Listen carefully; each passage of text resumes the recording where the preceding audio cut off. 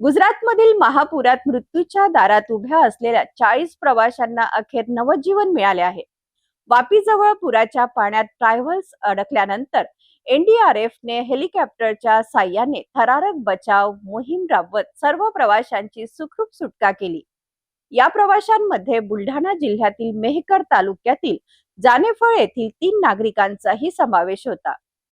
गुजरातमधील वापीजवळ आंबेठी कोपली पुलावर आलेल्या महापुरात ट्रॅव्हल्ससह अडकलेल्या एकूण 40 प्रवाशांची एनडीआरएफच्या हेलिकॉप्टरद्वारे थरारक सुटका करण्यात आली. या प्रवाशांमध्ये मेहकर तालुक्यातील जानेफळ गावातील 3 नागरिकांचाही समावेश होता.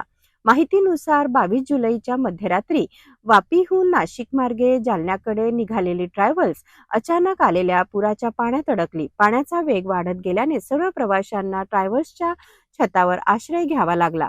रात्रभर मुसळधार पाऊस आणि वाढत्या पुराच्या पाण्यात हे सर्व प्रवासी मदतीची वाट पाहत मृत्यूशी झुंज देत होते.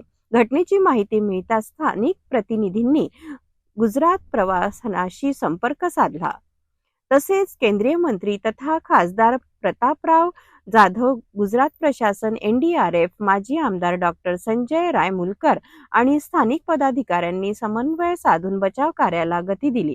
पहाट होताच एनडीआरएफच्या पथकाने हेलिकॉप्टरच्या साहाय्याने एका मागोमाग सर्व 40 प्रवाशांना सुरक्षित बाहेर काढले.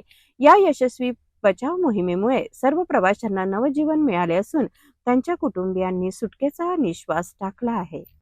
आज 23 जुलै रोजी मध्यरात्री 1 वाजता आमचे मोठे भाऊ वापी गुजरात येथून मोठे भाऊ, त्यांची मुलगी आणि 3 वर्षाची चिमुकली हे वापी येथून जालन्याकडे येत असताना त्यांच्या खाजगी ट्रॅव्हल्समध्ये इतर 45 प्रवासी होते. तर त्यांची बस वापीहून निघून 16 किलोमीटर अंतरावर ते पाण्यात अडकली.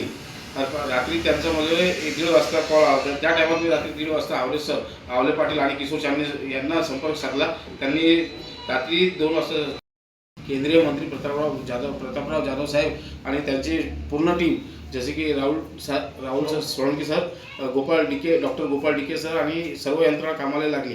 त्यांनी त्यांचा रेस्क्यू सुरू असताना त्यांनी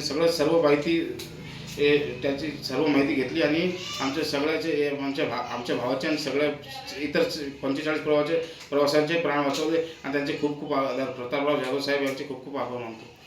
एनडीआरएफ, गुजरात प्रशासन आणि विविध स्तरावरील समन्वयामुळे मोठी दुर्घटना टळली आणि 40 प्रवाशांचे प्राण वाचले. या यशस्वी बचाव मोहिमेचे सर्वत्र कौतुक होत आहे.